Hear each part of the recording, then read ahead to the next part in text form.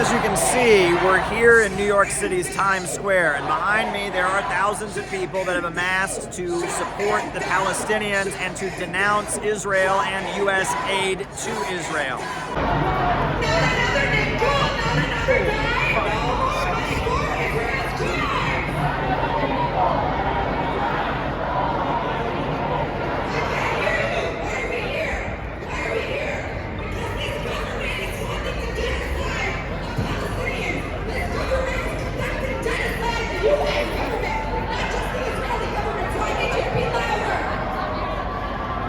Now, the crowd is quite fired up. It's important to note that there has been quite a bit of hostility toward Palestine protesters in New York City as of late. There has been calls for outlawing these protests, saying that they are supporting terrorism, saying that they are intimidation and threats against the local Jewish community. But this call and this outrage from U.S. officials and local politicians about these rallies has not stopped these people from turning out. There are thousands of people here, many of them highlighting U.S. support for Israel, many of them warning of a pending attack or the attacks that have already begun against Gaza, claiming that this will be the U.S. government being complicit in genocide against the Palestinians.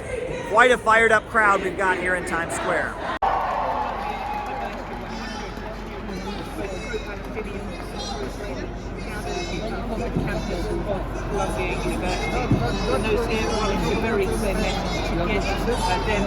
Occupy the land of Palestine, and all this terrible killing that's happening now in Gaza has to end.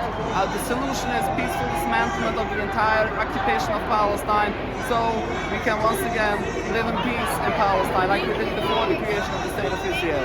It's forbidden for Jews to occupy, to kill, to steal, and to have even our own sovereign state. And once again, we are here with the Palestinians to make their voices heard around the world, to call to an end of this, what Israel is calling to wipe Gaza off the face of man, which is heartbreaking for us, especially because Israel is doing it in the name of a real Jewish religion. So people of the world must know that all of this runs contrary to Judaism. The important thing to remember about these rallies is that they could soon be illegal.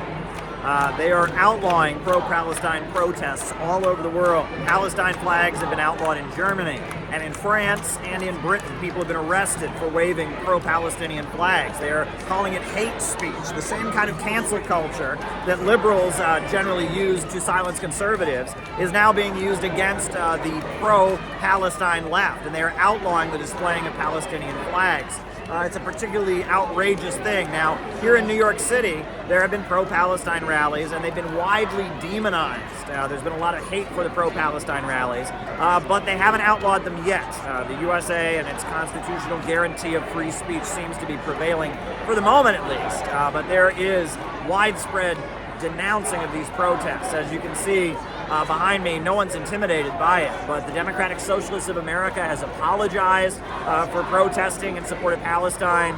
There's been a huge campaign of condemnation piled on to pro-Palestine protests. On one hand, I'm very happy to see lots of people out in the streets supporting the Palestinians, standing up against the barrage of pro-Israeli propaganda from the media.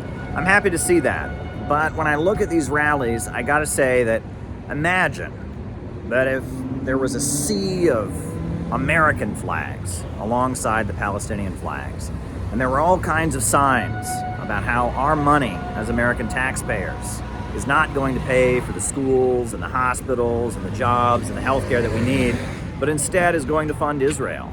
And imagine that we're building a united front with the broad masses of Americans to oppose the big monopolists and corporations that back Israel and have gotten us into these ugly wars. And unfortunately, the left, the communist groups, they have this problem that they have contempt for average Americans. They think average Americans are the enemy. They don't want to win over average Americans. Instead, their perspective is that they want to be the others. They want to be in opposition to the society they live in. That's not a winning formula. So on the one hand, I'm happy to see all these people in the streets for Palestine. On the other hand, I wish that we could build a real mass working class movement among the American people to oppose war and to stand with the people of the world against imperialism as our country is falling apart. That's kind of my thoughts in reaction to the rally today.